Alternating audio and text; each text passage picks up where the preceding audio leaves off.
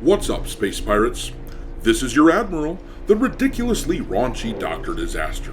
And it turns out that when somebody pays money for something, they want to get their money's worth.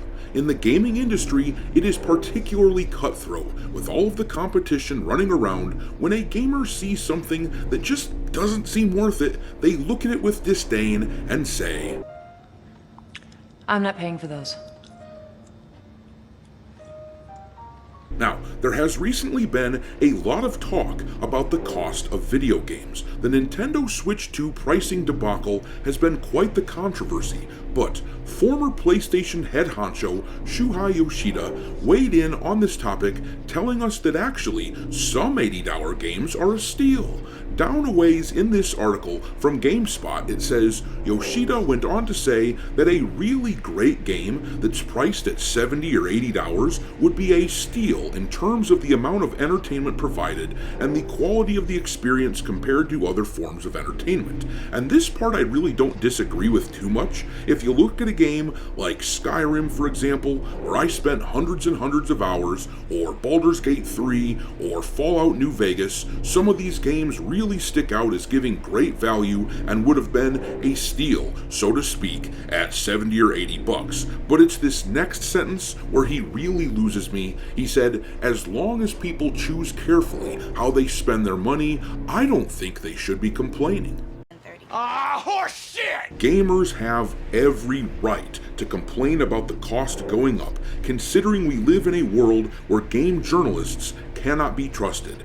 These guys make a living making every game put out by a major corporate publisher seem like it's great. It is becoming harder and harder to differentiate the good games from the bad, and in that kind of world, we have every right to complain. It is bullshit that gamers constantly have to be on guard to ensure that they aren't being ripped off. The problem is that once one company ups the price, the rest follow suit mindlessly and think that all games are worth more. And I think this explains what we're seeing here with Doom: The Dark Ages. By most accounts, this is a solid game, and people were looking forward to it. It's a Doom game, of course they were looking forward to it. But the numbers on Steam are surprisingly low.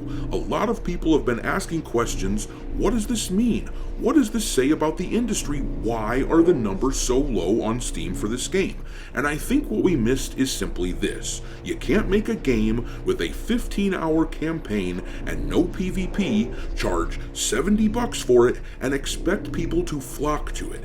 Even if it comes from a beloved old franchise like Doom, who thinks they have gamer loyalty, if you offer that, clearly a lot of gamers are simply going to wait for it to go on sale. Don't you want it? No. Don't you want it? No. Don't you want it? You don't have any friends.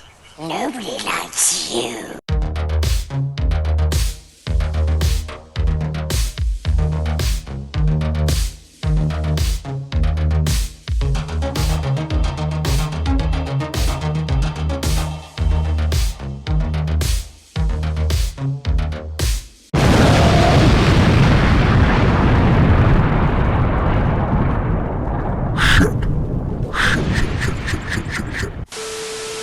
Alright, me hearties, make sure that you hit the like button on this video, subscribe to the channel if you haven't done it yet, and also, please consider supporting the channel by becoming a member. Audiobook of a dark fantasy novel that I've written is currently available for members, and there is also a space pirate cartoon that I'm working on. The thing is, we can't just complain about what we don't like in culture, we have to provide alternatives to a lot of the mainstream crap where the makers clearly hate normal people. So, I humbly ask that you consider supporting the channel for as little as $5 per month, because I assure you that I don't hate you. Anyhow, let's do a bit of a post-mortem on Doom: The Dark Ages. First of all, let's look at the numbers themselves. The Dark Ages looks like it will have peaked at around 30,000 concurrent players on Steam. Meanwhile, its predecessor, Doom Eternal, peaked at 105,000 players, and it really shouldn't be surprising in retrospect.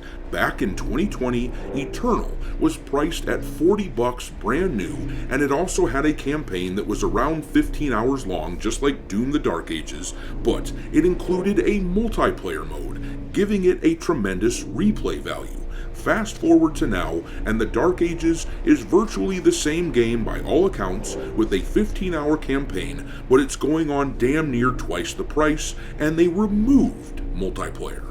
Now, I was like everyone else, assuming the game would have well over 100,000 players on Steam, that Doom the Dark Ages was going to beat Doom Eternal. And yes, I know that there was some controversy about the Dark Ages that we covered the other day. The physical copies of the game are basically just glorified digital versions, since the disc doesn't contain the game itself on it. This pissed a lot of people off, and as I discussed, it cut into the people who were buying on the retail side of things, but that should not affect the Steam players at all. No, there was something else going on, and I think it's just the fact that a lot of people are going to wait on the game to have sales to play it. $70, at least in the eyes of a chunk of people, may be too much for a 15-hour game. And this is why gamers are so peeved about Nintendo raising prices on their games, because even if a game like Mario Kart World blows everyone away and people walk away from it feeling like they got great value, the problem is that the industry is filled with a whole bunch of studios who feel like they deserve to charge every bit as much as the big dogs, and they will not be good at assessing the quality of their own work.